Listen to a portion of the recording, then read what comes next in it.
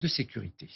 Merci beaucoup Serge. Et nous a rejoint à l'instant notre invitée Manéline Marcand. Bonjour. Bonjour. Merci d'être avec nous. Vous êtes conseillère franco-iranienne en politique internationale et cofondatrice de l'association indépendante Dorna. Et toujours avec nous Anthony Bélanger, notre spécialiste des questions internationales. On le disait tout à l'heure, Donald Trump qui affirme avoir ciblé l'île de Karg, qui affirme également, le président américain, que l'Iran est vaincu et veut un accord. D'abord, rappelons, Anthony, ce qu'est précisément l'île de Karg. Ah, l'île de Karg, la passion de Donald Trump. Depuis 88, il en parle. Quand il a expliqué en 88 dans un article du New York Times que si on voulait définitivement, mettre à bas, le régime iranien, il faudrait commencer par prendre l'île de Karg. 88, bien avant même que l'idée même de devenir président des États-Unis ne lui vienne ou qu'une campagne ne soit lancée. Donc on voit bien qu'il y a une espèce de constance là du président américain qui s'intéresse à nouveau à l'île de Karg et qui est grosso modo l'endroit par lequel passe 90 à 95, mais on a même parfois dit 97% du pétrole exporté par l'Iran. C'est donc une sorte de talon d'Achille pour l'Iran, puisque si l'Iran veut exporter, si le régime iranien veut avoir de l'argent, ou tout simplement des rentrées financières, c'est par l'île de Karg que ça passe. Qu'ont fait hier les Américains? Ils ont édenté, dégriffé l'île de Karg, c'est-à-dire éliminé toute possibilité pour des militaires sur place, qui voudraient garder, iraniens en tout cas, de répliquer à ce qu'on imagine pour demain, après-demain ou dans quelques jours. Il faut savoir que 5000 hommes de la 82e brigade aéroportée, c'est-à-dire des parachutistes, c'est-à-dire des forces spéciales, sont en train d'être déplacés en ce moment vers cette région. Or, l'île de Karg, c'est une petite île qui fait 20 km². Elle pourrait être effectivement un objectif idéal pour ces quelques centaines, milliers d'hommes qui pourraient effectivement la prendre assez rapidement, d'autant plus qu'elle a encore une fois été débarrassée de toute défense aérienne et de toute défense tout court. Les Iraniens le savent bien, qui ont expliqué que si l'île de Karg devenait un objectif militaire pour les Américains, le reste des installations pétrolières et gazières dans la région deviendrait un objectif militaire pour les Iraniens. Manéline Marcand, Donald Trump qui a menacé effectivement d'anéantir les infrastructures pétrolières de l'île iranienne de Karg. Quelles seraient les conséquences d'une mainmise américaine sur cette île stratégique? Alors, moi, je pense que anéantir les infrastructures, c'est pas une option pour Donald Trump. Je pense pas qu'il aille jusque-là. En revanche, effectivement, de prendre la main sur ce centre névralgique du régime, pas seulement pour ce régime, mais pour aussi pouvoir gérer l'après, de tenir les ficelles en fait de ces revenus pétroliers iraniens et de ces infrastructures qui sont très très stratégiques pour les Iraniens.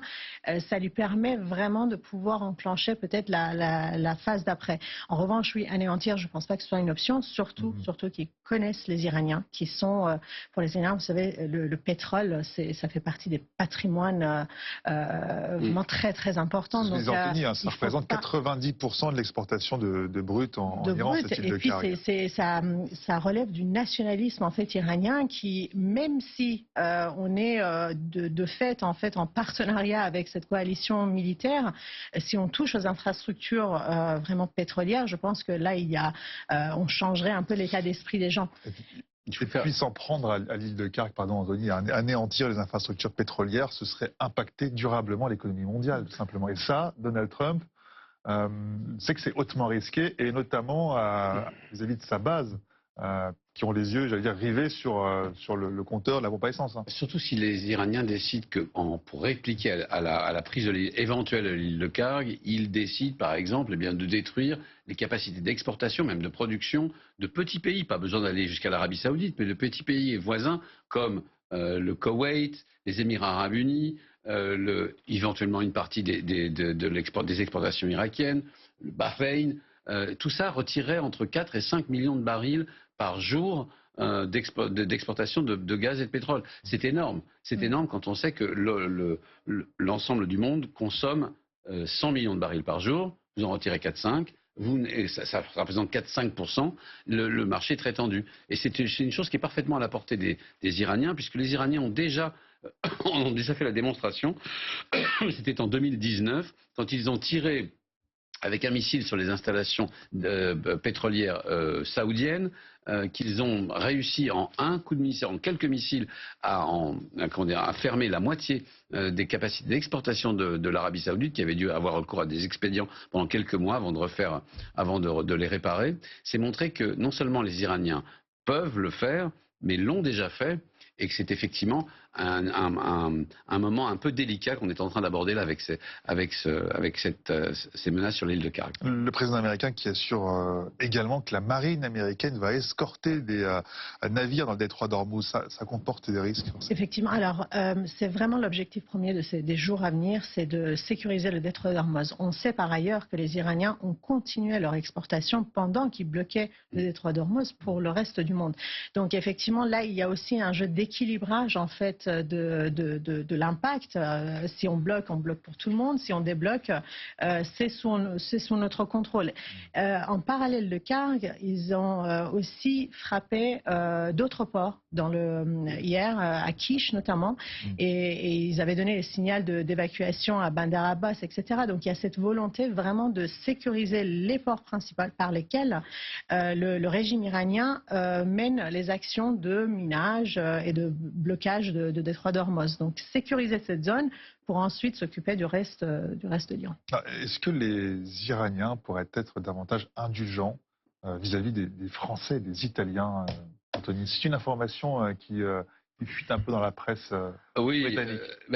Oui, le Financial Times qui a sorti hier un scoop qui explique que non seulement Paris et Rome seraient impliqués dans des négociations avec l'Iran, mais aussi d'autres capitales européennes par leur intermédiaire. Alors on parle bien sûr d'un objet de discussion que tout le monde imagine bien, ce qui serait de laisser passer quelques-uns des navires européens coincés du mauvais côté du canal du détroit d'Ormuz. On parle d'une cinquantaine par exemple de navires français. Après tout, il faut savoir que hier, un vraquier battant pavillon turc a été autorisé à traverser ce fameux détroit d'Ormuz. Ça veut dire qu'on peut parler avec les Iraniens et qu'on peut obtenir des choses d'eux.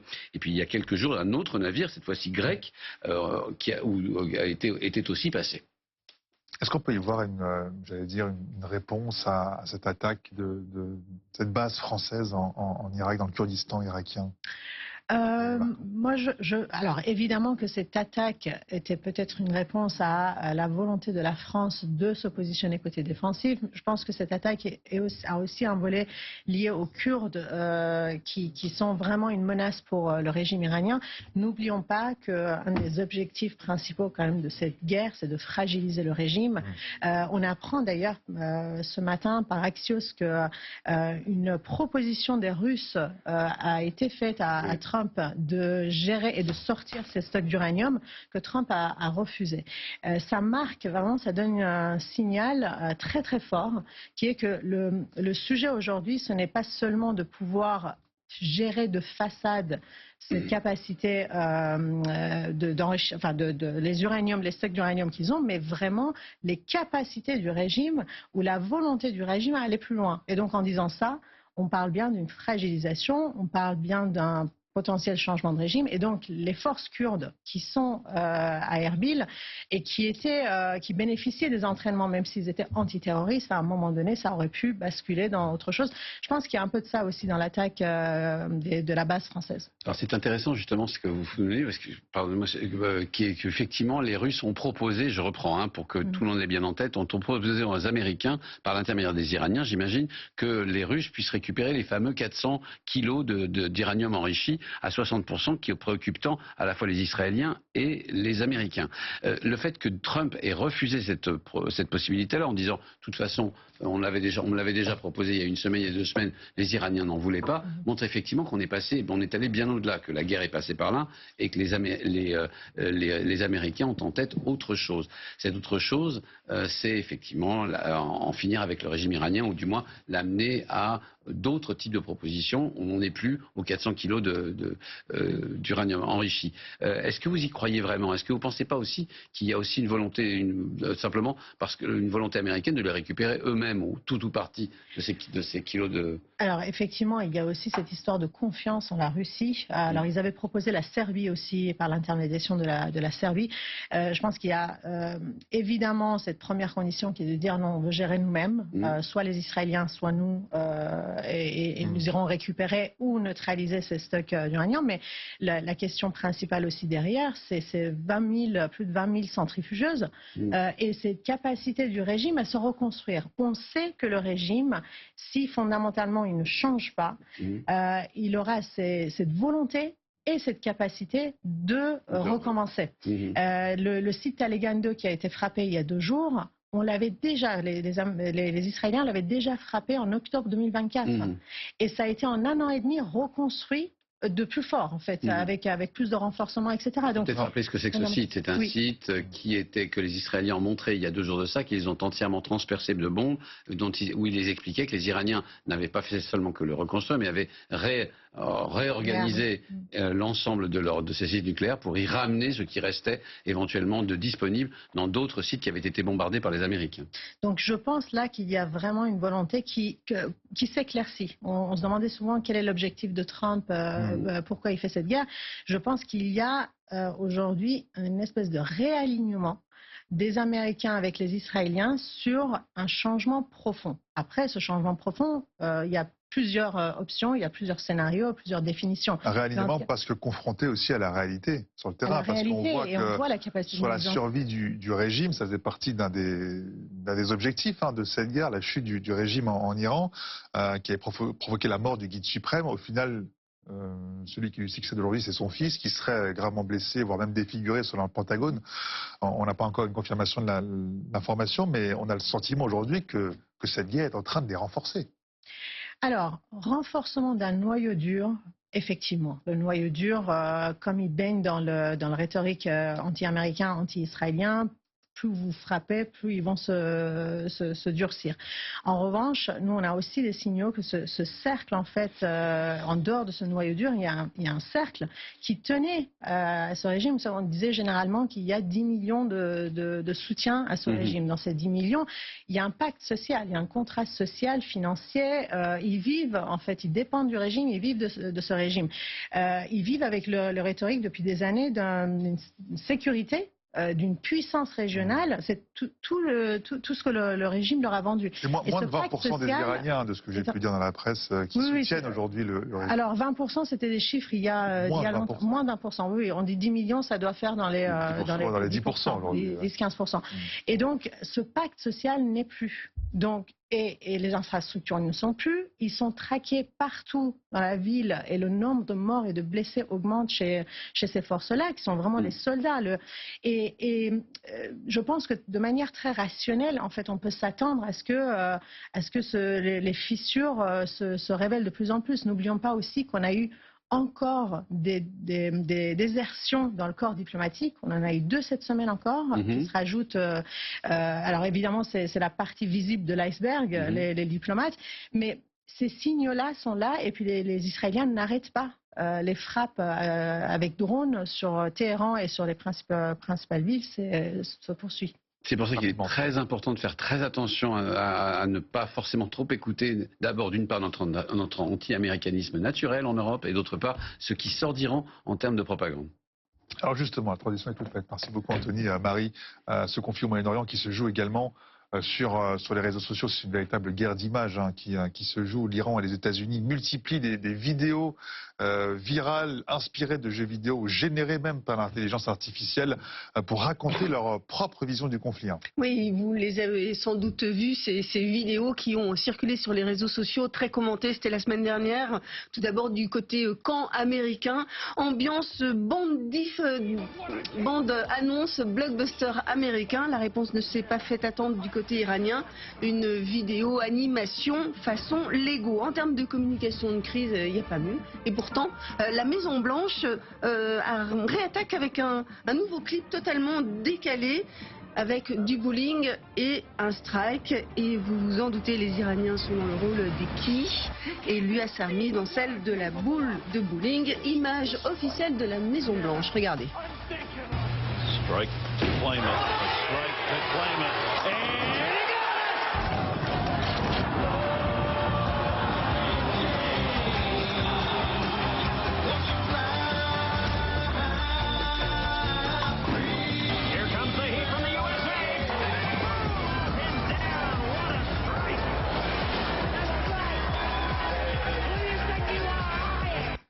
Ce n'est pas fini, hein, Marie, puisque dans la même journée, la Maison-Blanche a publié une deuxième vidéo.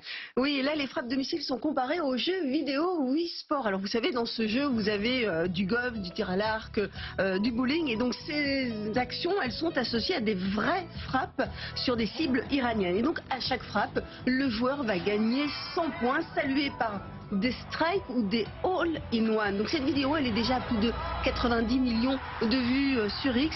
Elle a suscité l'indignation auprès de beaucoup d'internautes qui dénoncent la gamification de la guerre. Une manière donc de transformer un conflit réel en spectacle alors que le bilan humain a déjà fait plus de 2000 morts. Et comment réagit le régime iranien à cette communication américaine? Mais ils ont bien évidemment répondu par une autre vidéo intitulée Khamenei is back. Donc c'est un clip de 3 minutes en animation japonaise qui donc met en scène l'ancien leader qui se fait bombarder par les Américains. Mais alors, coup de théâtre, le voilà de retour. Le message, il est très clair. Eh bien, l'Iran n'est pas vaincu, il est prêt à riposter. Donc vous allez voir ces images de propagande iranienne. Donc c'est un tout petit extrait de ces 3 minutes. How many of you dead?